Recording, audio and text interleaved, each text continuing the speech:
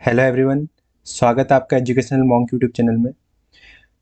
आज के lecture series में हम UK triple S C PYQ series जो चल रही थी उसी का लेक्चर नंबर 14 करने जा रहे हैं। ये लेक्चर सीरीज आपके लिए यूके ट्रिपल एस सी के जितने भी एग्जाम होते हैं उसके लिए तो बहुत ज़्यादा इंपॉर्टेंट है। साथ ही साथ आपको ये यूके PSC के लिए भी रेफरेंस में आप इसको ले सकते हैं। और मैंने यूके PSC के लिए भी लेक्चर शुरू करने वाला हूँ, ठीक है, तो आप उसको भी वॉच कर सकते हैं। तो अभी तक आपने अगर प्रीवियस लेक्चर्स नहीं देखे तो आप उनको देख लीजिए। ये आपके आगामी एग्जाम जो भी वीडियो VPDO पुलिस पटवारी और कनिष्ठ सहायक जो भी ग्रुप सी के जो एग्जाम होते हैं वनडे एग्जाम उनके लिए बहुत ज़्यादा इंपॉर्टेंट लेक्चर सीरीज है। तो आज के लेक्चर की शुरुआत करते हैं आज के पहले क्वेश्चन से। तो आज का पहला क्वेश्चन है, चनौदा अल्मोड़ा में गांधी आश्रम की स्थापना में निम्न में से किसने महत्वपूर्ण भूमिका निभाई। तो चनौदा जो आपका कहाँ पड़ता है, सोमेश्वर में पड़ता है, सोमेश्वर अल्मोड़ा। चनौदा जो जगह है ये सोमेश्वर अल्मोड़ा में पड़ती है। ये चनौदा के गांधी आश्रम का एक पिक लगा रखिए ताकि आपको ध्यान रहे कहाँ पड़ता है। एक क्वेश्चन तो ये बनता है चनौदा। तो इसकी स्थापना में जो मुख्य भूमिका निभाई थी वो किसने निभाई थी, शांतिलाल त्रिवेदी जी ने। शांतिलाल त्रिवेदी जी ने चनौदा गांधी आश्रम को स्थापना कब करवाई थी, ये 1937 में, ठीक है। तो फिर यही क्या बना था, ये क्रांतिकारी उस टाइम पे जो क्रांतिकारी गतिविधियां हो रही थी यहीं ऑर्गेनाइज की जा रही थी भारत छोड़ो आंदोलन के समय। तो फिर अंग्रेजों ने इसे 1942 के आसपास इसे बंद कर दिया था, कुछ समय के लिए बंद करवा दिया था क्योंकि यहाँ क्रांतिकारी गतिविधियां चल रही थी। अगला क्वेश्चन देखते हैं, निम्न में से कौन नंदा के जागर। नंदा के जागर एक इंपॉर्टेंट बुक है, इसकी लेखिका कौन है। तो नंदा के जागर, जागर से संबंधित उत्तराखंड में जो फेमस लेडी हैं वो कौन है, बसंती बिष्ट, डॉक्टर बसंती बिष्ट।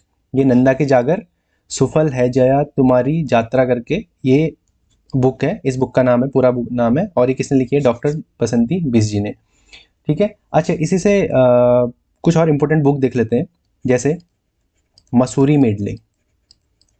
पॉज करके आंसर करने की कोशिश कीजिए, मसूरी मेडले। और ऐसे ही बताइए आप, Garhwal, Garhwal ancient and modern, ancient and modern किसने लिखी है। और Garhwal gazetteers, Garhwal gazetteer, Garhwal gazetteer होगी। अल्मोड़ा गजेटियर, अल्मोड़ा गजेटियर किसने लिखी है, ये गढ़वाल गजेटियर और अल्मोड़ा गजेटियर एक ही आदमी ने लिखी है। और एक ऐसे ही गजेटियर एक और है, ये एग्जाम में पूछी भी जाती है, Himalayan district gazetteer. Himalayan district gazetteer किसने लिखी है, ये इंपॉर्टेंट बुक है। इनको आप कमेंट पॉज करके कमेंट सेक्शन में आंसर करने की कोशिश कीजिए। मसूरी मेडले जो लिखी है ये लिखी है प्रोफेसर गणेश सैली जी ने। ये सब एग्जाम में आई हुई बुक्स हैं। गढ़वाल एंशिएंट एंड मॉडर्न ये लिखी है पातीराम ने। ये भी रिसेंट में एग्जाम हुआ था, उसमें पूछा गया था गढ़वाल एंशिएंट मॉडर्न किसने लिखी है। ये कब लिखी थी, ये भी 1917 में। ये भी इसके साथ एक फैक्ट। अच्छा, गजेटियर जब भी आएगा तो गजेटियर में आपको दो लोगों के नाम ध्यान रखने हैं, गढ़वाल गजेटियर और अल्मोड़ा गजेटियर। ये लिखी है HG वॉल्टन ने, और हिमालयन डिस्ट्रिक्ट गजेटियर लिखी है किसने, एटकिंसन ने। तो ये आपको गजेटियर में कंफ्यूज नहीं होना है, हिमालयन डिस्ट्रिक्ट गजेटियर आएगा तो एटकिंसन, और गढ़वाल गजेटियर अल्मोड़ा गजेटियर आएगा तो HG वॉल्टन। अगला क्वेश्चन देखते हैं, चौफुला एक रूप है, किस चीज का प्रकार है, चौफुला। चौफुला या चौफला, चौफला जो है, चौफला एक तरीके का क्या है, नृत्य है, ठीक है। तो ये किसका प्रकार है, नृत्य का प्रकार है। तो चौफला नृत्य जो है ये आपका गढ़वाल और कुमाऊं दोनों जगह किया जाता है। गढ़वाल में ये किया जाता है बसंत ऋतु में, ठीक है, बसंत ऋतु में इसे गढ़वाल में किया जाता है। और इसी को कुमाऊं में, कुमाऊं जो क्षेत्र है वहाँ इसी को झोड़ा बोल दिया जाता है, ठीक है। झोड़ा जो नृत्य है, झोड़ा नृत्य ये आपका होली के बाद, कुमाऊं में बेसिकली होली के बाद, वही बसंत का जो समय होता है उसी टाइम पे किया जाता है, होली के बाद बेसिकली करते हैं।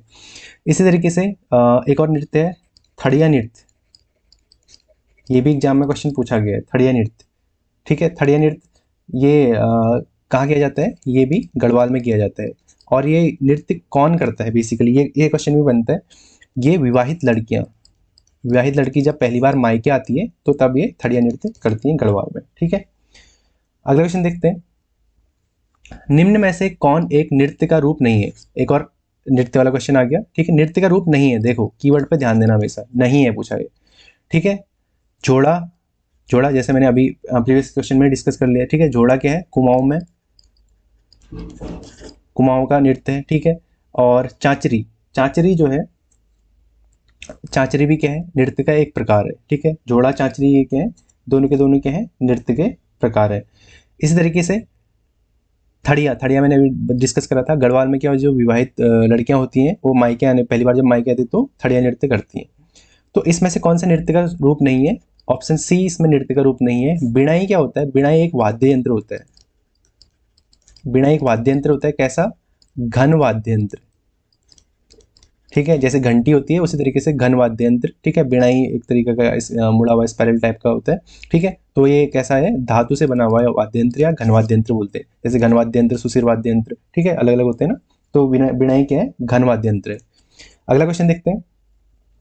वर्ष 1968 में दिल्ली में पर्वतीय कला केंद्र, पहला फैक्ट तो ये बन जाता है 1968 में पर्वतीय कला केंद्र बना था, ठीक है। इसकी स्थापना किसने करी थी, ये बहुत इंपॉर्टेंट क्वेश्चन है, एग्जाम में क्वेश्चन काफ़ी बार बना हुआ है, ठीक है। इसकी स्थापना करी थी मोहन उप्रेती जी ने, ठीक है। ये वहीं के कला मंच का एक दृश्य है, ठीक है, जिसमें क्या है, कुमाऊं के कल्चर को रिप्रेजेंट करने के लिए और उसको बढ़ावा देने के लिए दिल्ली में पर्वतीय कला केंद्र की स्थापना करी थी 1968 में, किसने, मोहन उप्रेती ने, ठीक है।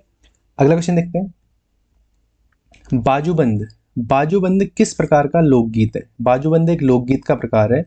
तो जो ये बाजूबंद लोकगीत होता है, ये आपका किस तरीके का लोकगीत है, प्रणय लोकगीत है, प्रणय गीत है।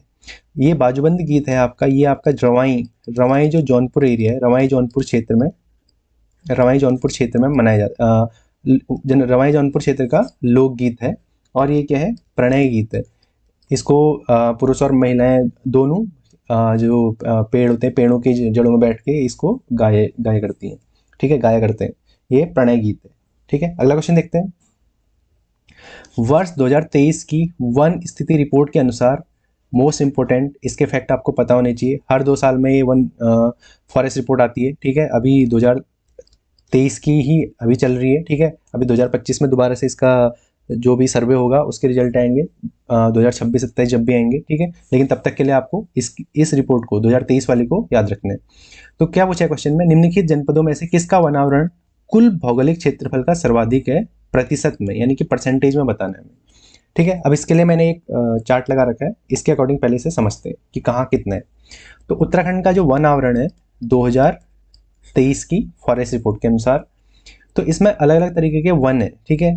तो अत्यधिक सघन वन जो वेरी डेंस फॉरेस्ट बोले जाते हैं, इनका क्षेत्रफल है 5266.58 किलोमीटर स्क्वायर और प्रतिशत में 9.85%। ऐसे ही मध्यम सघन वन है 12,517, यानी कि 12,500 के आसपास स्क्वायर किलोमीटर के आसपास के हैं मध्यम सघन वन, ठीक है। मतलब सबसे ज़्यादा यही पाए जाते हैं, मध्यम सघन वन ही सबसे ज़्यादा पाए जाते हैं। ये क्या है, 23% के आस 23.40%। ऐसे ही खुले वन यानी कि ओपन फॉरेस्ट, ये है 6,000 6,500 के आसपास, सीधे ऐसे मोटा मोटा याद रखिए, 6,500 खुले वन, 12,500 मध्यम सघन वन और अत्यधिक सघन वन 5200 के आसपास, ठीक है। और खुले वन का प्रतिशत कितना है, 12.19%। और टोटल वन क्षेत्रफल जो है वो कितना है, 24,303, ये आप याद रख लीजिए, 24,303 एग्जैक्ट फिगर, 24,303.83, 24,303 भी याद रखेंगे चलेगा। तो उत्तराखंड में 1% कितना है, 45.44%। मोस्ट इंपॉर्टेंट, एग्जाम में पूछा भी गया है। और श्रब्स क्या होती है, झाड़ियाँ, बेसिकली झाड़ियाँ कितनी है, 412 किलोमीटर, और ये कितना प्रतिशत है, 0.77%।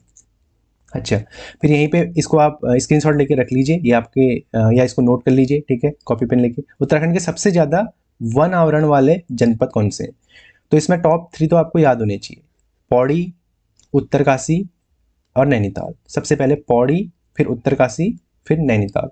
इसको आप याद करने के लिए इस तरीके से कर सकते हैं, PUN, ठीक है, PUN, ठीक है, PUN करके याद कर सकते हैं, ठीक है, PUNC या PUNC पंच टाइप का ऐसा कुछ बना लो, ठीक है। चौथा चमोली, अगर वैसे टॉप 3 याद होनी चाहिए, PUNC पंच टाइप का इस तरीके से बना लो, P से पौड़ी, उत्तरकाशी और नैनीताल, चमोली। ऐसे ही उत्तराखंड के 6 सबसे कम वन आवरण वाले, सबसे कम कहाँ होगा, सबसे ज़्यादा इंडस्ट्री जहाँ होती है, सबसे ज़्यादा बेसिकली इंडस्ट्रियल एरिया, और जो मैदानी क्षेत्रों में कम ही होते हैं, क्योंकि वहाँ क्या होते हैं, अधिकतर जगह पे वन काट की खेती की जाती है। तो सबसे ज़्यादा है उधम सिंह नगर में, ठीक है। उधमसी नगर में सबसे ज़्यादा, क्योंकि उधमसी नगर में वन क्षेत्र काफ़ी कम है। हरिद्वार में तो क्या है, हरिद्वार जैसे उसके आसपास के जो 2 पर्वतमाला हैं, ठीक है, तो इस वजह से वहाँ थोड़ा सा पर्वत का एरिया, तो सेकंड नंबर में आता है हरिद्वार, लेकिन क्योंकि वहाँ भी क्या है, वन कम है।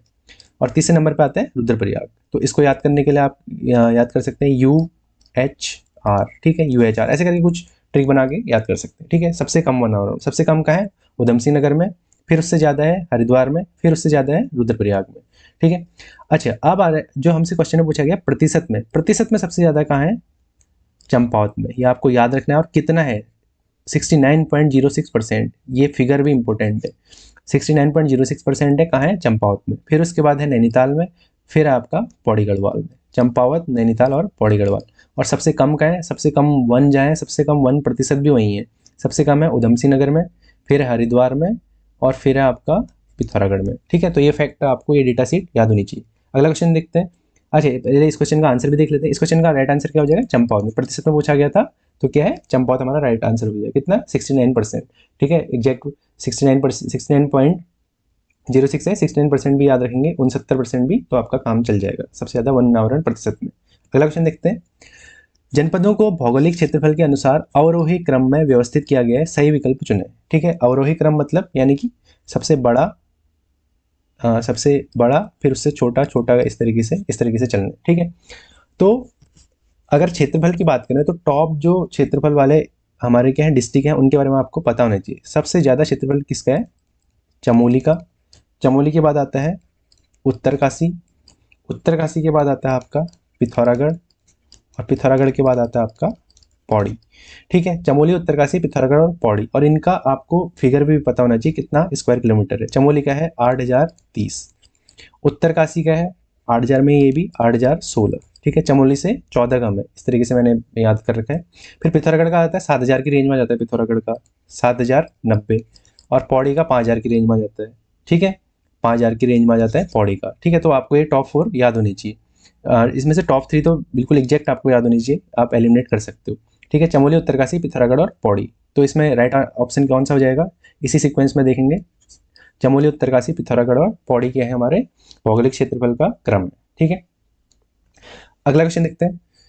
सूची 1 को सूची 2 से सुमेलित कीजिए, और हमें क्या करना है, जो कूट दे रखा है उसके अकॉर्डिंग हमें आंसर करना है, ठीक है। एक साइड हमें क्या दे रखे हैं, मेले दे रखे हैं, और एक साइड उनके स्थल दे रखे हैं। तो अगर इसमें हम ऑब्जर्व करें तो कौन कौन से मेले, ठीक है। सबसे पहले आता है दनगल मेला।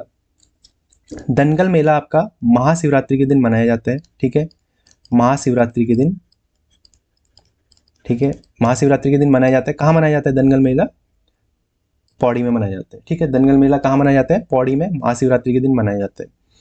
दूसरा है तिमुड़िया। तिमुड़िया मेला जो मनाया जाता है आपका, तिमुड़िया मेला जो आपका नरसिंह मंदिर है, नरसिंह मंदिर, नरसिंह मंदिर कहाँ है, बद्रीनाथ, ठीक है। तो तिमुड़िया मेला कहाँ होगा, अब आपको हिंट मिल गया तो बता सकते हैं, ठीक है। तिमुड़िया मेला कहाँ मनाया जाता है, जोशीमठ में, ठीक है। तिमुड़िया का जोशीमठ हो गया। ऐसे ही भद्राज मेला, भद्राज मंदिर है, भद्राज देवता का मेला, ठीक है, मसूरी में, ठीक है। ये तो आपको पता ही होगा, भद्राज देवता का मेला लगता है, भद्राज मेला मसूरी में, ठीक है, भगवान शिव को समर्पित है। ऐसे लड़ीधुरा मेला है। लड़ीधुरा मेला जो है ये लगता है आपका पमदा देवी का मंदिर। पमदा देवी का मंदिर कहाँ है, चंपावत में, ठीक है। चंपावत में बाराकोट नामक जगह में पमदा देवी का मेला लगता है। ये क्या हो गया, चंपावत हो गया। तो अगर हम ऑप्शंस को देखें तो इसका राइट आंसर क्या हो जाएगा, ए का 2, ए का 2, बी का 1, ए का 2, बी का 1, यानी कि ऑप्शन नंबर सी हमारा राइट आंसर हो गया। ए का 2, बी का 1, 2 1 4 3 करके हमारा इसका राइट आंसर हो गया। अगला क्वेश्चन देखते हैं। अच्छा, इसमें आपको एक और मेला इंपोर्टेंट, एक मेला है, एग्जाम में आया था, मोस्ट मानू मेला। मोस्ट मानू मेला कहाँ मनाया जाता है, आप पॉज करके आंसर करने की कोशिश कीजिए। मोस्ट मानू मेला होता है आपका पिथौरागढ़ में, ठीक है। इसी तरीके से एक मेला है सेलकू मेला, ये भी एग्जाम में क्वेश्चन पूछा गया है। ये कहाँ मनाया जाता है, ये भी पॉज करके आंसर करने की कोशिश कीजिए। सेलकू मेला मनाया जाता है हरसिल, हरसिल और रैथल एरिया में मनाया जाता है। ये है आपके दोनों के दोनों कहाँ, उत्तरकाशी में। तो सेलकू मेला कहाँ मनाया जाता है, उत्तरकाशी में मनाया जाता है। अगला क्वेश्चन देखते हैं। वर्ष 2011 की जनगणना के अनुसार उत्तराखंड में महिला साक्षरता, जनगणना मोस्ट इंपोर्टेंट टॉपिक है।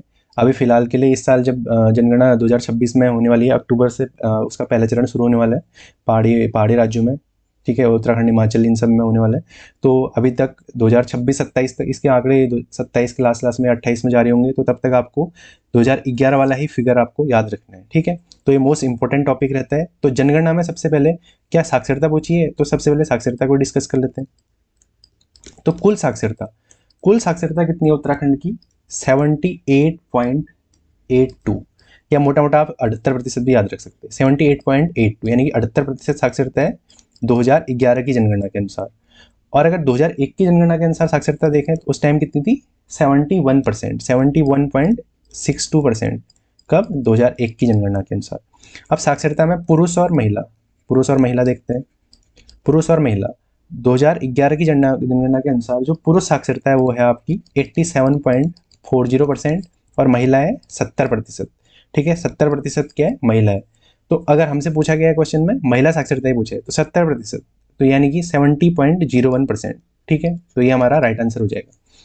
अच्छा, इसमें एक क्वेश्चन ये बन जाता है कि जो कुल साक्षरता है 2011 की साक्षरता के अनुसार उत्तराखंड का कौन सा स्थान है? तो उत्तराखंड का स्थान साक्षरता में, कुल साक्षरता में 17वां स्थान है। और पुरुष साक्षरता में 13वां स्थान 13th है, और महिला साक्षरता में है 20th यानी कि 20वां स्थान है। ये भी आपको याद होना चाहिए, ठीक है। इस तरीके से हमने आज के क्वेश्चन डिस्कस करे, बाकी देखते हैं नेक्स्ट लेक्चर में। Thank you.